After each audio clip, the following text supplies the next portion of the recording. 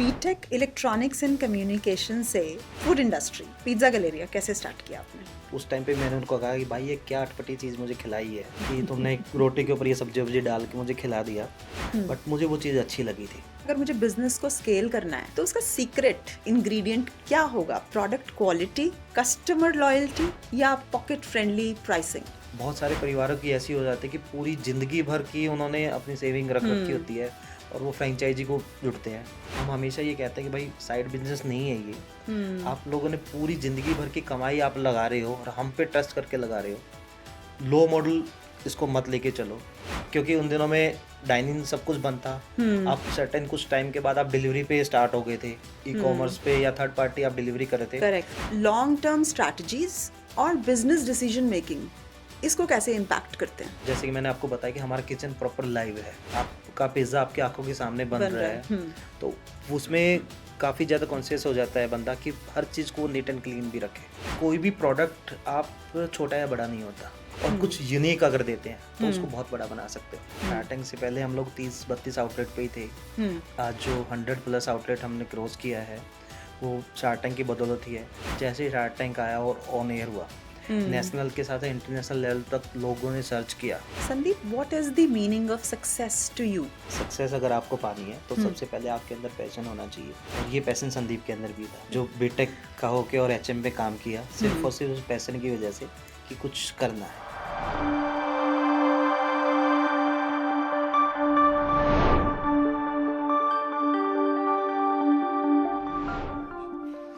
Namaskar, welcome to Jim's Founder Series.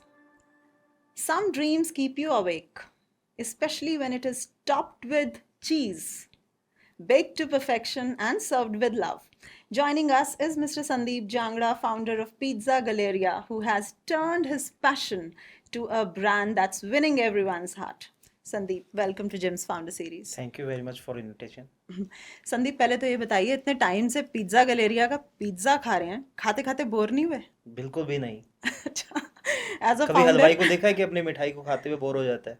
पर मिठाई जो बनाते हैं ना, वो मिठाई खाते नहीं है नहीं जनरली। खाते हैं, वो चुपके से खाते हैं। ऐसे हम लोग पिज्जा भी खाते हैं पर चुपके से खाते हैं। बट डेफिनेटली आपके जो टेस्ट बड्स हैं उसकी बेयरिंग कैपेसिटी की दाद देनी पड़ेगी। But as a founder I believe कि आपका बोर्डम जो है एक्सेप्टेबल नहीं है।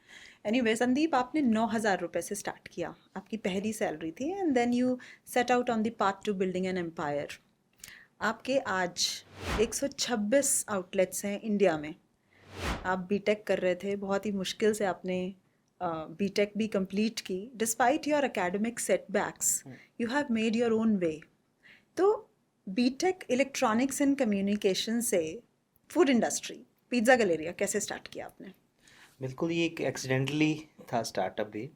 जब फर्स्ट टाइम मैंने ट्राई किया था गुड़गांव के अंदर, और जब मैं नौकरी कर रहा था, वो मेरी पहली और आखिरी नौकरी थी, और जहाँ मैंने दोस्तों के साथ मिलके प्रोडक्ट को ऐसा खाया था, और जो उस टाइम पे मैंने उनको कहा कि भाई ये क्या अटपटी चीज़ मुझे खिलाई है कि तुमने एक रोटी के ऊपर ये सब्जी वब्जी डाल के मुझे खिला दिया, बट मुझे वो चीज़ अच्छी लगी थी। जब वापसी घर गया, गोहाना गया, और जब बिजनेस करने की सोची कि भाई कुछ ऐसा करना, तो कहीं ना कहीं मुझे वो चीज़ हमेशा ध्यान में थी कि यार तूने कुछ ऐसा खाया था बट इस सेटिंग में नहीं मिल रहा। अपनी रोज़मर्रा की ज़िंदगी जीने के लिए वो किया था। कभी ऐसा सपना नहीं था कि इसको इतना बड़ा और इस लेवल तक हम लोग लेके जाएंगे, बट जब लोगों का प्यार और जुड़ाव जब मिल जाता है तो पिछले बात वो बड़ा भी हो जाता है।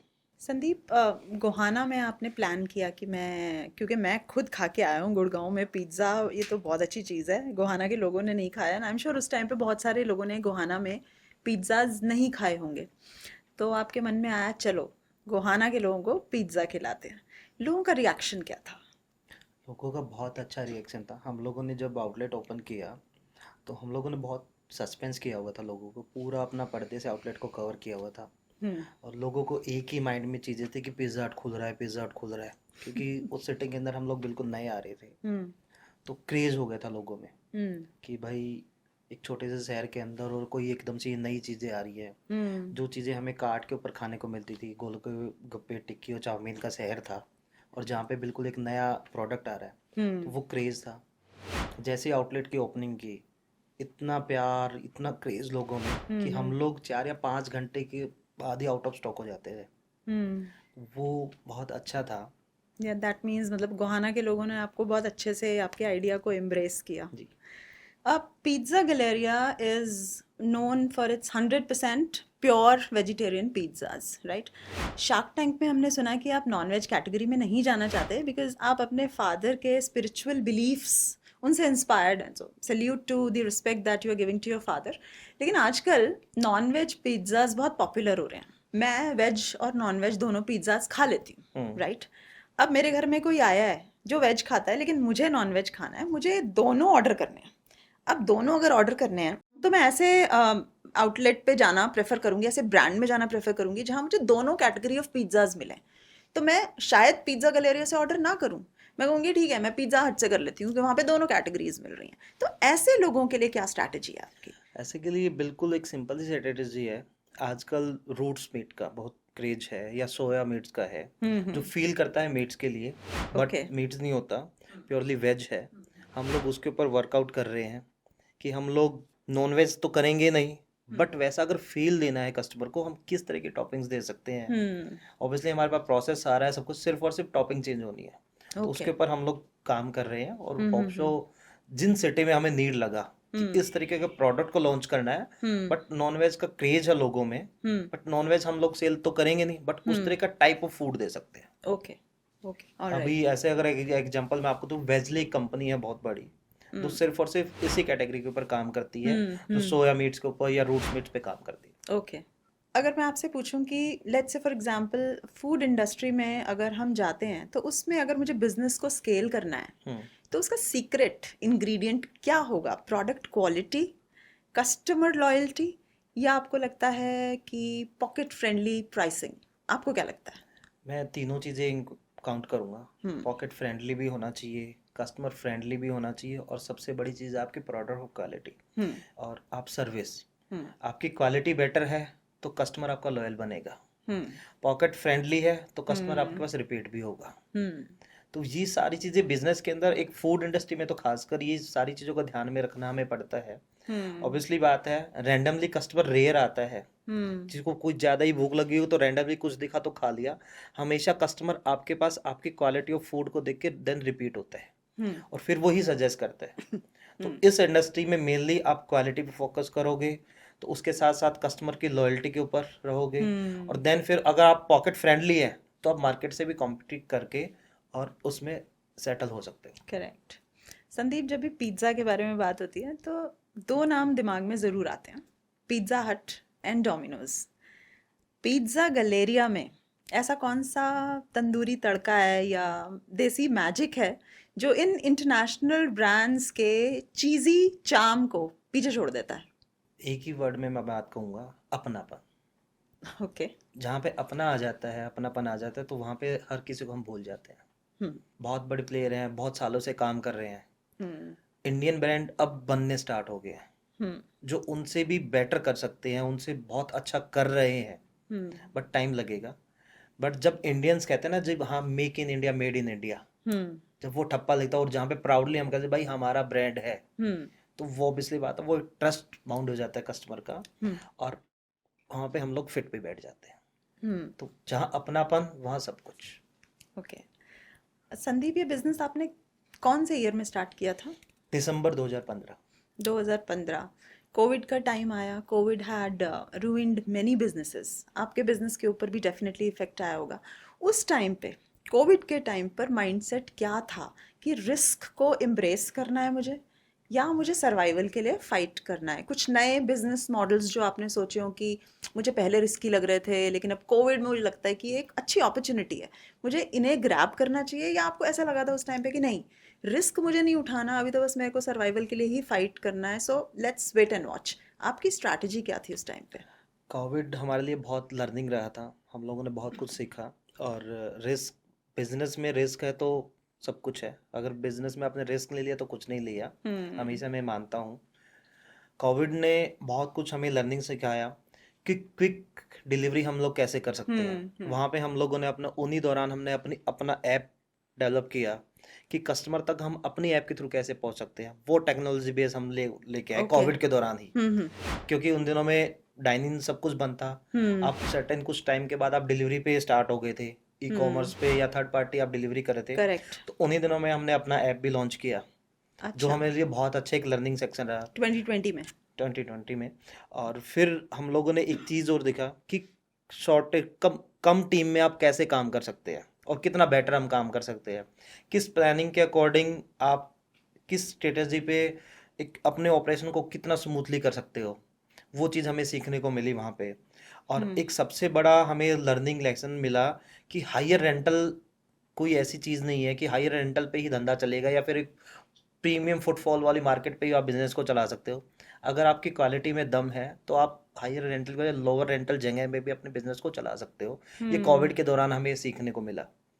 और कोविड के दौरान हमें एक चीज़ मिली, सबसे बड़ी चीज़ पैशन के साथ साथ पेशेंस, कि जितना पेशेंस रखेंगे और जितना आप अपने टीम के साथ बाउंड रखेंगे उतना लंबा स्ट्रगल कुछ कर सकते हो और बहुत अच्छा आप उन फ्यूचर के लिए प्लानिंग कर सकते हो। ऐसा ही अगर मैं कोविड के दौरान मैं आपको बताऊं, बिल्कुल टीम हड़बड़ाहट गई थी, बिल्कुल उनको ये लगता था कि सर कल को होगा क्या, क्योंकि जो 10,000 15,000 की नौकरी करते वो टोटली हम लोगों पे डिपेंड थे कि करेक्ट। सर पता नहीं ये कब तक चलेगा, क्या होगा। हम उनके साथ बिल्कुल परिवार बन के रहे और उनको हल्का सा भी ये फील नहीं आने दिया कि भाई तुम्हें कुछ नहीं होगा, हम तुम्हारे साथ खड़े हैं। ये आज ही की बुरा दौर है, अच्छा भी आएगा। जैसे हम लोग पीछे काम कर रहे थे उससे कई गुना अच्छा हम आगे भी करेंगे। एक विश्वास के साथ उनको जोड़े रखा था कि मजबूती के साथ वो लोग टिके हमारे साथ, उन्होंने हम पे ट्रस्ट किया और फिर हमने धंधे को आगे भी बढ़ाया। आपका तो एक लो कॉस्ट मॉडल है, राइट? आपको नहीं लगता कि लो कॉस्ट मॉडल होने की वजह से आपके जो आउटलेट्स हैं वो इतनी तेज़ी से बढ़ रहे हैं? आपको ऐसा लगता है कि this is only because of low cost model? नहीं, बिल्कुल ऐसा नहीं है कि लो कॉस्ट मॉडल है और एकदम से हम क्विक उसको एक्सपेंड कर रहे हैं। एक आउटलेट को बनाने के लिए अगर मैं बात करूँ डाइनिंग को, तो 30 से 35 लाख रुपए लगते हैं। कोई लो कॉस्ट नहीं है। बहुत सारे परिवारों की ऐसी हो जाती है कि पूरी जिंदगी भर की उन्होंने अपनी सेविंग रख रखी होती है और वो फ्रेंचाइजी को जुड़ते हैं। और बहुत सारे ऐसे हो जाते हैं कि इस इंडस्ट्री में लोग फूड बिजनेस को साइड बिजनेस लेके चलते हैं।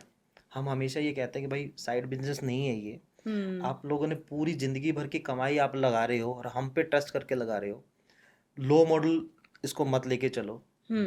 और उस मार्केट में हम एक्सपेंड करना, और जिस तरीके से हम लोग एक्सपेंड हो रहे हैं, हम लोगों ने टारगेट किया हुआ टायर 2 और टायर 3 सिटी को, ओके। कि जहाँ या तो कोई प्लेयर है नहीं, अगर है तो जिस तरह की हम क्वालिटी सर्विस हम दे रहे हैं, जिस तरह का हम एम्बियंस दे रहे हैं, वो वैसा कोई नहीं दे रहा। अगर आप हमारे आउटलेट्स अभी देखें तो हम लोगों ने बहुत इम्प्रूव किया है। हम लोगों ने हर चीज़ स्टैंडर्डाइज की है, हर तरीके से हम लोग साइनेज बोर्ड से लेके हमारा अंदर का एम्बियंस जितना भी इंटीरियर है वो पूरा स्टैंडर्डाइज किया है। Even live kitchen, okay. पूरा लाइव किचन हम लोगों ने डिस्प्ले कि कस्टमर को दिखे कि भाई कुछ है और बहुत नीट एंड क्लीन ये लोग काम कर रहे हैं। दिखता है तो बिकता है, मेरा जो हमेशा जो मानना है। और कुछ सारे एथिक हैं जिनकी वजह से हम लोग एक्सपेंड भी कर रहे हैं और धीरे धीरे उस लो मॉडल नहीं कहूँगा बट एक प्लानिंग के अकॉर्डिंग हम लोग एक्सपेंड कर रहे हैं। अभी कौन कौन से टीयर 2 और टीयर 3 सिटीज़ के बारे में आप बात करें जिसमें अभी आप रिसेंटली खोलना चाहते हैं? अभी रिसेंटली अगर मैं बात करूँ, रायपुर के अंदर हमारा आउटलेट अभी आ रहा है। और कोटा हमने किया ओपन। बिल्कुल एक टीयर 3 सिटी, अगर हरियाणा की मैं बात करूँ, पुंडरी हमारा आउटलेट आने वाला है। और हरियाणा के हर शहर के अंदर हम लोग हैं अभी। और यूपी के अंदर एक छोटी सी जगह है औरई, अच्छा। अगर आपने सुना हो, इटावा के बाद औरई है, वहाँ पे है। बिल्कुल छोटा सा स्मॉल सिटी, बहुत अच्छा हमारा आउटलेट चलता है। ग्वालियर हमने किया। ओके। तो बहुत सारी सिटी हैं इंडिया के अंदर जहाँ पे नीड है और जहाँ पे लॉयल कस्टमर है। वो डिस्काउंट वाला कस्टमर नहीं है, जिनको जो मैं हमेशा बोलता हूँ कि मेट्रो सिटी वाले कस्टमर डिस्काउंट बेस्ड कस्टमर होते हैं। उनको प्रोडक्ट से मतलब नहीं है, उनको डिस्काउंट से मतलब होता है। बट टायर 2 और टायर 3 सिटी का कस्टमर आपको लॉयल होगा हमेशा। वो आपके साथ, आपके प्रोडक्ट के साथ जुड़ता है, आपकी सर्विस के साथ जुड़ता है। तो वो सिटी के अंदर हम काम कर रहे हैं। आपका तो फ्रेंचाइजी मॉडल है और जो फ्रेंचाइजी एंट्री फी है वो जो हमने सुना है वो है 7 लाख रुपए, अभी भी वही है? जी बिल्कुल। और आप 3% रॉयल्टी लेते हैं। आपसे क्वेश्चन भी पूछा गया था शार्क टैंक में कि 3% रॉयल्टी आप ले रहे हो, आप कमा क्या रहे हो, बट आपने इसका आंसर एक पॉडकास्ट में दिया था कि मैं खुश हूँ, इससे खुश हूँ, मैं चाहता हूँ मेरा फ्रेंचाइजी पार्टनर भी कमाए। और आपका फोकस जो ये था वो था कि आपके नंबर ऑफ आउटलेट्स बढ़ें। So the more the number of outlets the more is the profit. ये आपका थॉट प्रोसेस था। पर मेरा क्वेश्चन ये है कि ठीक है, विन विन सिचुएशन है कि फ्रेंचाइजी पार्टनर भी कमा रहा है, आप भी ठीक ठाक प्रॉफिट कमा रहे हैं अपने आउटलेट से, आपको अच्छा फ्रेंचाइजी पार्टनर तो डेफिनेटली मिल रहा होगा, लो कॉस्ट तो है, इसमें कोई शक नहीं है, 7 लाख रुपए कोई बहुत ज़्यादा नहीं है। लेकिन आपको ऐसा नहीं लगता कि अगर कोई ऐसा फ्रेंचाइजी पार्टनर आपको मिल जाए जो ऐसे ही आ गया कि नॉन सीरियस टाइप की, ठीक है 7 लाख ही तो है, करके देखते हैं, चलेगा चलेगा, जितना इंटरेस्ट है, नहीं रहेगा जब इंटरेस्ट तो छोड़ देंगे, ऐसा पार्टनर, ऐसा फ्रेंचाइजी पार्टनर कभी ना कभी हो सकता है जब अपना इंटरेस्ट लूज करे तो आपकी प्रोडक्ट क्वालिटी के साथ खेले और उससे कस्टमर लॉयल्टी भी जाती है, which is way too dangerous. इसके लिए आपने क्या सोचा है? बहुत सारे पार्टनर मिलते हैं ऐसे, और बिल्कुल राइट आपने क्वेश्चन किया है ये। बहुत बार चैलेंज भी हमारे साथ होता है कि एक लो कॉस्ट है और हम लोग एवं ही देख लिया, तो यस। एवं ही हम लोग बोलते हैं कि भैया अगर सच में किसी को करना है तो पूरा फुल टाइम बिजनेस समझ के इसको करना। बहुत सारे एथिक्स हैं, बहुत सारे रूल्स हैं जिस पे आपको काम करना होता है। और कहीं ना कहीं फ्रेंचाइजी ओनर कर देते हैं कि भाई सामान इधर उधर से अकॉर्डिंग टू एसओपी नहीं लगाना, बहुत सारी जगह ऐसा हो जाता है। बट वो चैलेंज है, कहीं ना कहीं हमारे लिए भी लर्निंग चीज़ें हो जाती हैं कि उनको किस तरीके से टैकल करें या हैंडल करें। तो हम लोग हमारी टीम से रिलेटेड जो भी सीनियर टीम्स होती है, एएसएम हो गए या फिर जोनल हेड हो गए, उनकी प्रॉपर विजिट वगैरह होती है। हमें भी बैकएंड में पता चल जाता है कि वो लोग XYZ इस तरीके से कर रहे हैं, 1 2 3 वार्निंग दे के उन लोगों से टॉलरेट करते हैं कि भाई वो लोग सुधर जाएं, ठीक रहें। ओके। अगर बिल्कुल ही ऐसा कोई चैलेंज आया तो वो लीगली प्रोसेस पे हम लोगों को फिर काम करना पड़ता है। या तो फ्रेंचाइजी को सस्पेंड करते हैं, ओके। या फिर उनको 1 2 वार्निंग दे के ठीक सुधरे तो ठीक है, अदरवाइज टोटली फ्रेंचाइजी कैंसिल, ताकि उसको तब तक फियर होना चाहिए यार, अगर ये प्रोडक्ट बना है तो किसी प्रोसेस पे ही बना होगा। बेचने को तो एक कार्ट पे भी बिकता है और बिकने को तो डोमिनोज में भी बिक रहा है। बट कहीं ना कहीं गलेरिया ने अगर स्टैंड किया है तो बहुत सारे इनके रूल्स से, बहुत सारी इनकी एसओपीज थी जिन्होंने ये काम किया। करेक्ट। और उन्हीं एसओपीज को देख के आपने तो फ्रेंचाइजी लिया है ना, क्योंकि फ्रेंचाइजी लेने से पहले वो हर चीज की स्टडी करके आता है। तो वो सारी चीजें, बट कहीं ना कहीं एक छोटा सा लालच हमेशा के लिए मार देता है। तो कई बार राइट। लगता है कि लोगों के भैया पता नहीं ये कंपनी कुछ ऐसा कर रही होगी, या वो चीज को थोड़ा सा बचाने के चक्कर में वो कई लाखों का नुकसान कर लेते हैं। एग्जैक्टली। तो ऐसा कितने फ्रेंचाइजी पार्टनर्स ने किया होगा आपके साथ? अगर रेशियो अगर आप निकालेंगे तो 10% के आसपास तो होते ही हैं। अच्छा। बहुत सारे ऐसे रूडली कस्टमर हो जाते हैं, या फिर स्टार्टिंग के फेज में हमेशा क्या होता है, लेने के टाइम पे तो ये ऐसा हो जाता है कि भैया आप ही हैं, आपको ही करना है, हमें नहीं पता। राइट। जब रन हो जाती है, प्रोसेस हो जाता है, 2 4 6 महीने निकलते हैं, और जो टीम प्रोसेस पे विजिट करती है, चीज़ें करती है, तो उनको ऑकवर्ड सा लगता है यार ये क्यों आ रहे हैं, किस लिए आ रहे हैं, मैंने ही तो अपना पैसा लगाया। भाई अगर तूने लगाया भी है तो तूने एक ब्रांड के ऊपर पैसा लगा रखा है। बिल्कुल। उनको मॉडल को समझने में कंफ्यूजन हो जाता है। हम लोग फोफो मॉडल हमेशा करते हैं, ओके। उनको लगता है कि ये फोफो नहीं है, फोको कर रहे हैं। वो हर चीज कंपनी के ऊपर डिपेंड, कंपनी ऐसा, कंपनी भैया आप पहले जो आपने हमसे एग्रीमेंट किया उसको पढ़ तो लो कि क्या सर्विस कंपनी देने वाली है और किस तरीके से आपको करेक्ट। काम करना है। हल्का सा भी कुछ, अगर उनके लाइट भी भाग गई तो कंपनी को कॉल, भैया लाइट भाग गई क्या होएगा। मतलब आपका ऑपरेशन क्या, आपका पार्ट है भैया, आप देखिए ना। आपके प्रोडक्ट में कोई कमी आ रही है उसमें बताइए, कोई लॉजिस्टिक के प्रोसेस पे कोई कमी है वो बताइए, टीम से रिलेटेड कोई प्रॉब्लम है वो बताइए। मार्केटिंग करना, मार्केटिंग का तो मैं तो प्लान ही दूंगा ना कि बिल्कुल। भाई इस तरीके से इस सिटी में ऐसे मार्केटिंग करेंगे, ये हमारी स्ट्रेटजी की वीकली प्रोसेस, ये मंथली है, इस टारगेट पे हम काम करेंगे। उन सबको अवॉइड करके वो छोटी छोटी चीज़ों में घुस जाते हैं फिर। एग्जैक्टली, वो रिस्पॉन्सिबिलिटी और अकाउंटेबिलिटी दोनों से भागते हैं। बिल्कुल। करेक्ट। तो आपसे जब कोई फ्रेंचाइजी पार्टनर बनता है आपका, तो आपका कोई ट्रेनिंग मॉड्यूल है कि भाई सबके सारे आउटलेट्स के बीच में कंसिस्टेंसी होनी चाहिए या स्टैंडर्ड्स मेंटेन्ड होने चाहिए, तो उसके लिए कोई ट्रेनिंग देते हैं आप? कोई सेंट्रलाइज सिस्टम है ऐसा? बिल्कुल सेंट्रलाइज सिस्टम है हमारे पास। हम लोगों ने अपने जोन वाइज आउटलेट्स ऐसे डिसाइड किए हुए हैं जहाँ पे फ्रेंचाइजी ऑनर भी ट्रेनिंग करेगा, इवन उसकी टीम भी वहीं पे ट्रेनिंग करेगी। ओके। और ऑनर को तो हम हर स्टेप कराते हैं क्लियर। कि उसको किस तरीके से डिलीवरी प्रोसेस करना है, किस तरह से मेकिंग प्रोसेस होना चाहिए, इवन एक मैनेजर का रोल कैसे होगा, देन उसको एज ए ऑनर वाला ट्रीट किस तरीके से करना है, वो सारी हम लोग ट्रेनिंग भी कराते हैं। वो वीकली और 10 डेज का हमारा प्रोसेस होता है ऑनर के लिए। टीम के लिए हमारा 15 डेज का प्रोसेस होता है। वो सब कुछ क्लियर के देन फिर हम आउटलेट को ही लॉन्च करते हैं। ओके, तो आपके इतने सारे आउटलेट्स हैं, अब हर आउटलेट के नंबर्स के ऊपर भी आपको ट्रैक रखना पड़ता होगा। फॉर एग्जांपल कितनी सेल्स हुई, प्रॉफिट मार्जिन्स उतने हैं जितने एक्सपेक्टेड थे कि नहीं हैं, या कस्टमर रिटेंशन क्या, because as a founder I think ये बड़ा ज़रूरी है आपके लिए जानना कि कौन सा आउटलेट अच्छा चल रहा है, बहुत अच्छी सेल्स कर रहा है, या प्रॉफिट मार्जिन्स किसके अच्छे हैं, मेरा कितना प्रॉफिट बनेगा। तो ये जो नंबर्स हैं जिनको आप ट्रैक करते हो, ये आपके लॉन्ग टर्म स्ट्रैटेजीज और बिजनेस डिसीजन मेकिंग, इसको कैसे इम्पैक्ट करते हैं? बिल्कुल, हमें हर चीज़ को ट्रैक करना पड़ता है और एज ए फाउंडर हमेशा 360 डिग्री के एंगल पे वर्क करना पड़ता है और उसकी विजिबिलिटी भी उसी एंगल पे होती है। और हर चीज़ मुझे कि लो ग्राफ सेल वाला कौन सा आउटलेट है, हायर सेल वाले कौन से आउटलेट हैं, किस तरीके का हमें काम किया, वो सारा एनालाइज करते हैं हम लोग। पूरा ग्राफ हम बनाते हैं मंथली के अकॉर्डिंग कि किस स्टोर ने डाउन सेल किया तो किस रीजन पे किया, उसकी ऐसी कौन सी कमियां रह गई थी कि कस्टमर रिपीट नहीं हुआ, अगर हुआ तो कितने % रिपीट हुआ, हमारे पास ऑनलाइन सेल कितना है और डाइनिंग का सेल कितना था, कितना % है, अगर ऑनलाइन ज़्यादा है तो डाइनिंग को किस तरीके से हम कन्वर्ट कर सकते हैं, कौन कौन सी मार्केटिंग एक्टिविटी हम लोग करें, अगर कौन से ऑफर हम लोग लेके जाएं।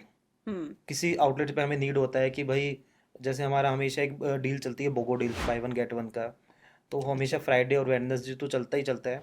उससे अलावा हम लोग कौन सी डेज आ रहे हैं या फिर कोई फेस्टिवल आ रहा है तो किस तरीके से, अगर लोड सेल है किसी आउटलेट का तो वहाँ पे कौन सी एक्टिविटी हम करें या कौन सा ऑफर लॉन्च करें कि वो बेटर करे परफॉर्मेंस।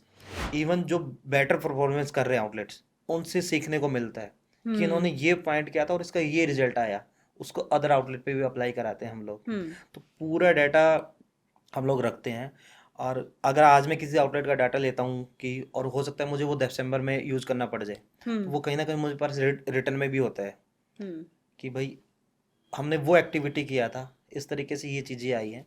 तो ये बिल्कुल ही इम्पेक्ट करती है डाटा, और पूरा अगर मुझे A to Z पता होगा तभी मैं अपने बिजनेस के बारे में बता पाऊंगा, तभी मैं अपने बिजनेस को बड़ा कर पाऊंगा। एग्जैक्टली ये वेंसडे और फ्राइडे का क्या चक्कर है? मतलब ये वेंसडे फ्राइडे ही डील रखते हैं, इसका क्या रीज़न है, कोई स्पेसिफिक वजह है इसकी?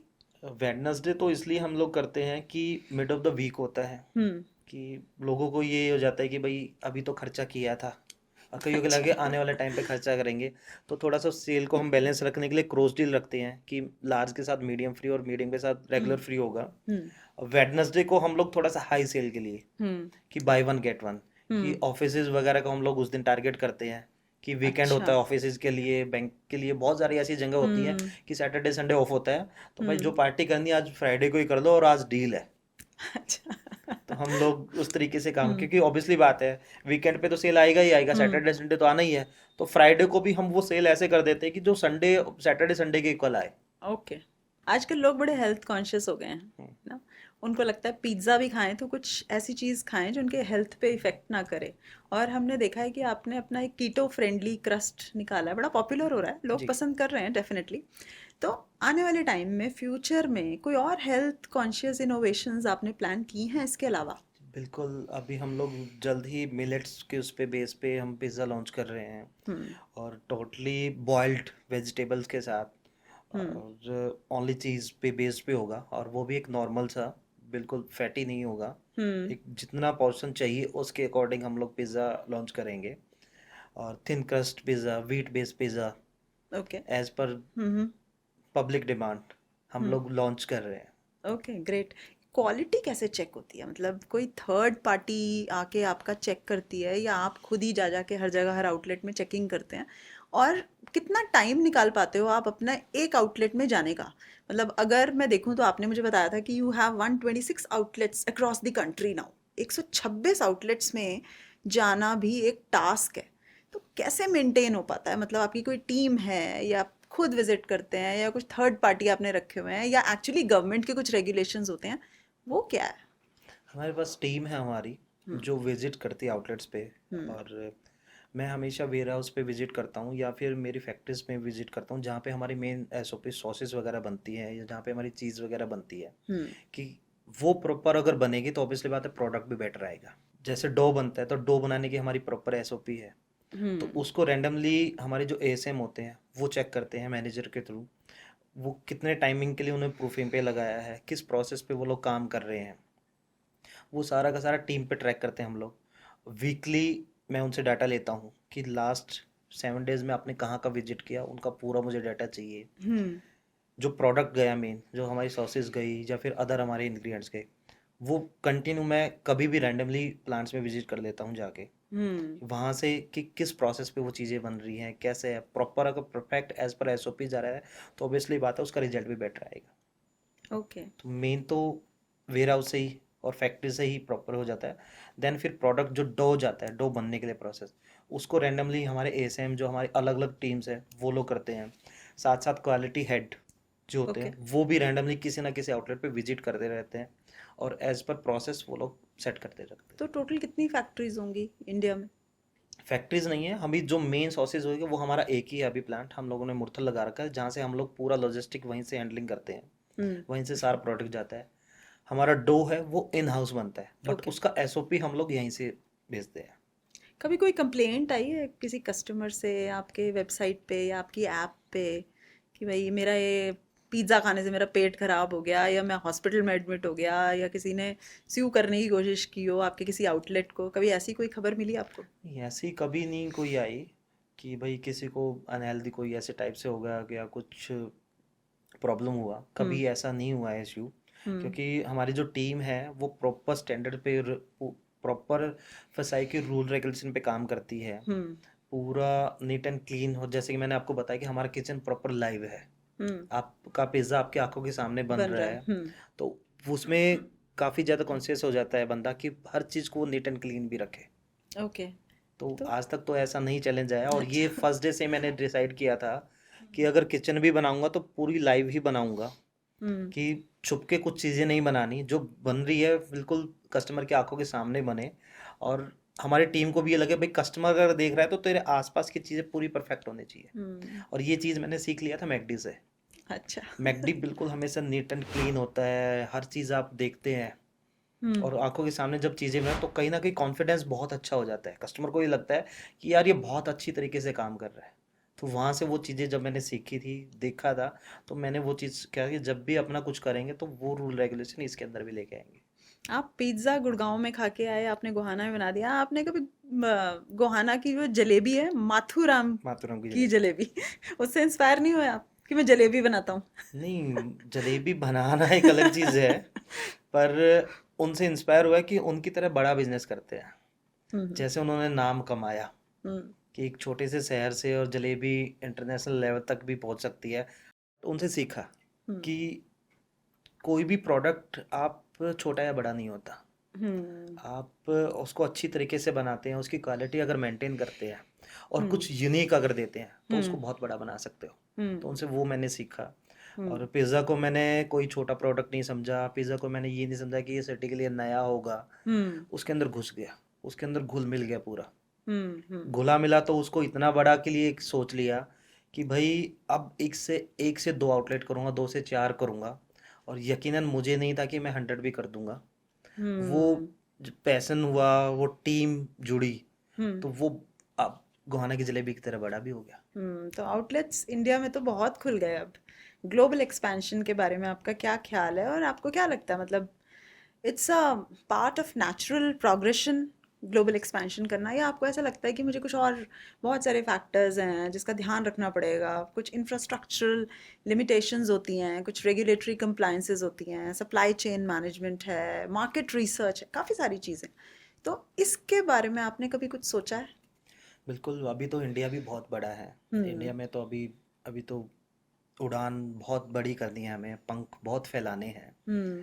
अभी तो 100 ही क्रॉस किया है कि मैं चाहता हूँ कि इंडिया के अंदर अगर किसी ब्रांड को कहूँ तो वो 1800 के आसपास आउटलेट है। आप हर गली कूचे में खोलना चाहते गली हैं? कूचे तो नहीं, मैं हर उस शहर के अंदर खोलना चाहता हम्म। हूँ जहाँ लोगों को नीड है, जहाँ लोगों को एक अच्छा एम्बियंस चाहिए, उन हम्म। सिटी के अंदर जाना चाहता हूँ। जहाँ यूं लगे कि भाई ये कोई बड़े शहरों का प्रोडक्ट नहीं है या बड़े शहरों के लोग ही इसे खाते हैं, नहीं। ये उस हर शहर तक और हर इंसान तक जाना चाहिए जो अपनी खुशियाँ वहाँ पे आके बांट सके। उन शहरों तक मैं खोलना चाहता हूँ। और रही बात ग्लोबली इसको लेके जाने की, ऑब्वियसली बात है, लेके भी जाएंगे। जब फिरंगी हमारे देश में आके धंधा कर सकते हैं करेक्ट। तो भाई हम हम फिरंगियों के क्यों नहीं कर दास सकते? देश में जाके धंधा बनाएंगे। और धंधा भी इतने धूम धड़ाके से बनाएंगे कि इंडिया में वेज का जब काम करें तो जब ग्लोबली भी जाएं तो वहाँ पे भी हम प्योरली वेज के नाम से ही जाने जाएं। अगर कोई वेज ब्रांड आया तो पिज़्ज़ा गलेरिया आया है और इसने ग्लोबली एक्सपेंड किया है। Very well set. बहुत अच्छे थॉट्स हैं आपके। तो ये पिज्ज़ा को पिज्ज़ा की कैटेगरी में रखेंगे, पिज्ज़ा गलेरिया को, या कुछ पास्ता या किसी और कैटेगरी में भी जाना चाहते हैं आप? नहीं, हमारे मेन्यू के अंदर है ना बहुत अच्छा, सारी पास्ता चीज़। है हाँ, आपका? हमारे मेन्यू में अच्छा। गार्लिक ब्रेड पास्ता ये है, अच्छा। बट एक लिमिटेड उसमें है वो। हम्म। सिर्फ मेजर जो रहेगा वो पिज़्ज़ा का ही रहेगा। पिज़्ज़ा को किस तरीके से एक्सपेंड करना है, कौन कौन सी कैटेगरी अगर उसमें न्यू लॉन्च लेके आना है तो वो सब कुछ रहेगा। हम्म। मेन प्रोडक्ट ही पिज़्ज़ा है। और हम्म। नाम एक ऐसा अटपटा सा नाम है, पीने वाली चीज़ को खाया जाता है, पिज़्ज़ा। अगर इसको अलग अलग लेके चलेंगे आप हमेशा तो ये भी एक अलग चीज़ है। हम्म। तो सिर्फ मेन फोकस पिज़्ज़ा पे ही प्रोडक्ट पे रहेगा क्योंकि कोर हम्म। वही है हमारा food.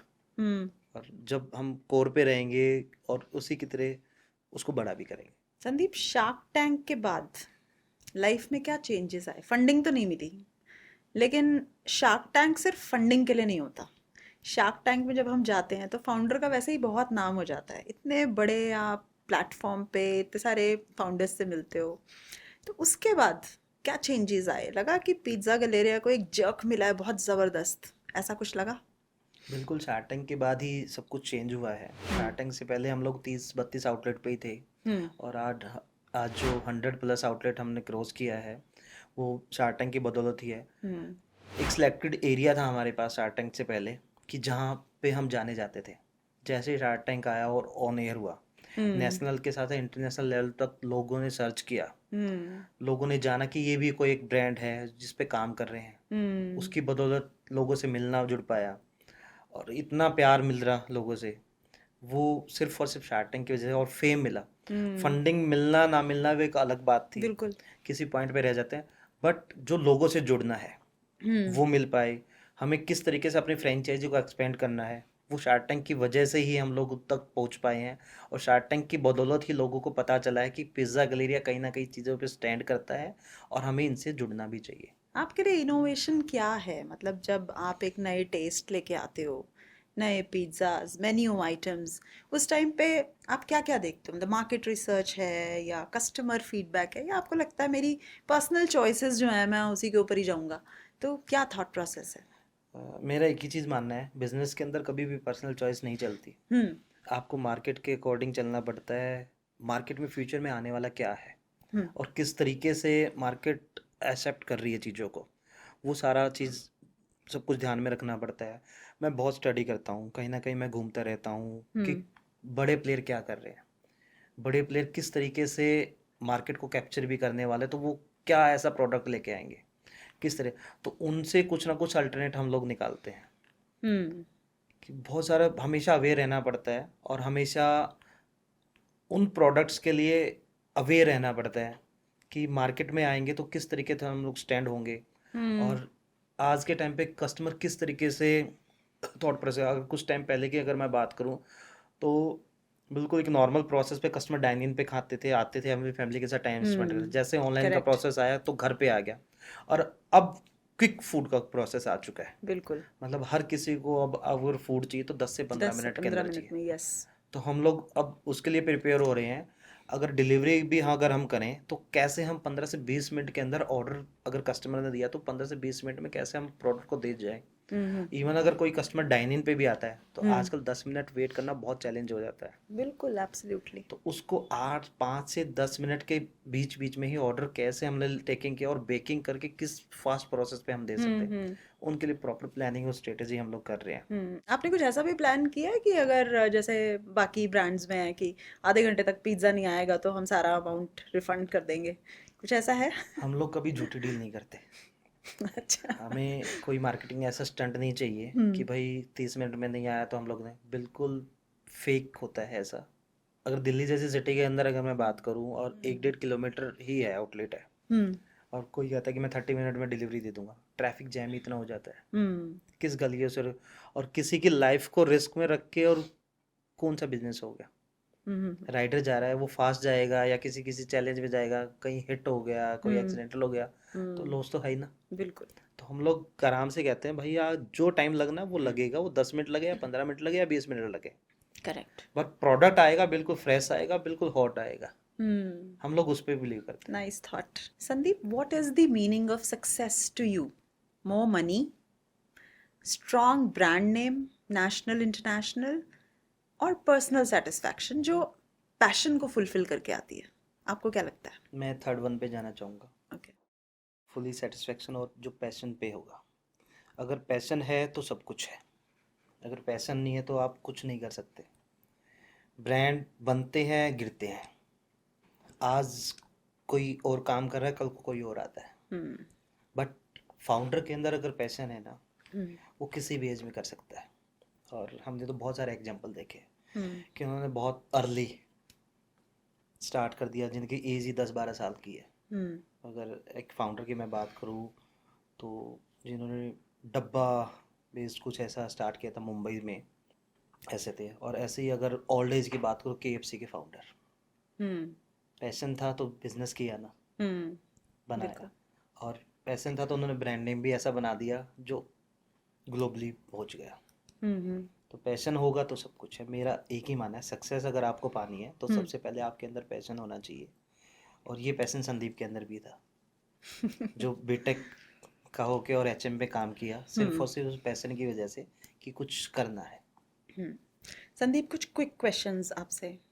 Most important leadership quality that you see in an entrepreneur? Patience, अगर पेशेंस है तो सब कुछ है। संदीप, अपने आप को नेटफ्लिक्स पे देखना चाहते हो या किसी मोटिवेशनल बुक के अंदर? दोनों का एक अलग जरिया है, और आजकल संदीप गूगल पे सर्च हो जाता है तो ऑब्वियसली बात है नेटफ्लिक्स पे भी आएगा, बट बहुत जब बड़ा करेंगे तो नेटफ्लिक्स पे भी आ जाएंगे, और किसी बुक के अंदर आएंगे तो बहुत अरसों तक याद रखा जाता है। हम्म नेटफ्लिक्स है तो कभी स्किप हो सकते हैं, वेरी नाइस। स्क्रॉल बहुत जल्दी होता है, हम्म और बुक के अंदर आना बहुत बड़ी चीज़ होगी। हम्म। तो कुछ ऐसा करेंगे कि जो आने वाली जर्नी हमेशा याद रखे। स्विगी जोमेटो पे टॉप रेटिंग देखना चाहते हो अपनी, या आप चाहते हो कि आपके आउटलेट के बाहर भीड़ लगी हो? आउटलेट के बाहर भीड़, कोई खास रीज़न उसका? वहाँ पे आपको जो कस्टमर आएगा वो आपके लिए ही आएगा, हम्म वो आपको कभी स्विगी जोमेटो की तरह प्लेटफॉर्म की उस पे नहीं आएगा, क्योंकि प्लेटफॉर्म पे हमेशा बिजनेस को खाया जाता है, हम्म वो अपना धंधा बना रहे हैं। हम्म और जब आपके पास आपके आउटलेट्स पे आपके लोग होंगे और आपका लॉयल कस्टमर आपसे जुड़ेगा, हम्म। ऑब्वियसली बात है तब आप अपना धंधा बना रहे हो। ग्रेट। अगर एक दिन के लिए आपको डोमिनोज या पिज्ज़ा हट का सीईओ बना दिया जाए तो क्या चेंज लेके आएंगे? सबसे बड़ा, अगर मुझे पिज्ज़ा हट या डोमिनोज का CEO बनाया जाएगा तो दोनों का अलग अलग रोल्स हैं। हम्म अगर डोमिनोज का अगर CEO बनने की नीड होगी, तो उन सिटी के अंदर भी मैं डोमिनोज को ओपन करना चाहूँगा जहाँ पे वो लोग स्किप करते हैं, ओके। जहाँ पे उनका सच में कस्टमर है, हम्म और वो वहाँ मेट्रो सिटी से भी बेटर बिजनेस कर सकते हैं। मैं वहाँ पे आउटलेट्स की प्लानिंग करूँगा ओपन करने का। ओके। और पिज़्ज़ा हट का अगर मुझे CEO बनना पड़ेगा, तो मैं सबसे पहले एक ही चीज़ करूँगा, भाई जो अगल बगल में आउटलेट्स खोलते हो ना, उसको छोड़ो, हम्म जहाँ पे सच में नीड है, क्योंकि हम्म पिज़्ज़ा हट का कस्टमर बिल्कुल एक प्रीमियम लेवल का कस्टमर है। हम्म उन सिटी के अंदर फोकस करेंगे, लाइक जिस तरीके स्टारबक्स ने किया था। हम्म स्टारबक्स बना, आया, उसने प्रीमियम लोगों तक सेलेक्ट हुआ, हम्म उस हायर रेंज को सिलेक्ट किया था, वहाँ पे हम लोग पहले फिट होंगे, हम्म। फिर देन अदर सिटी में हम मूव करेंगे। संदीप, आपने प्रूव किया है कि पढ़ाई, सिर्फ पढ़ाई करने से ही कोई बहुत बड़ा नहीं बनता। हमने आपका देखा है कि आपने बीटेक स्टार्ट किया, बीच में आपका ऐसा भी कुछ प्लान बना कि अब इसे ड्रॉप आउट कर लेते हैं क्योंकि अब हो नहीं रही, तो कुछ इंस्पिरेशन कहीं से आपको मिली, फिर इसको आपने किसी तरह से 6 साल में कंप्लीट किया।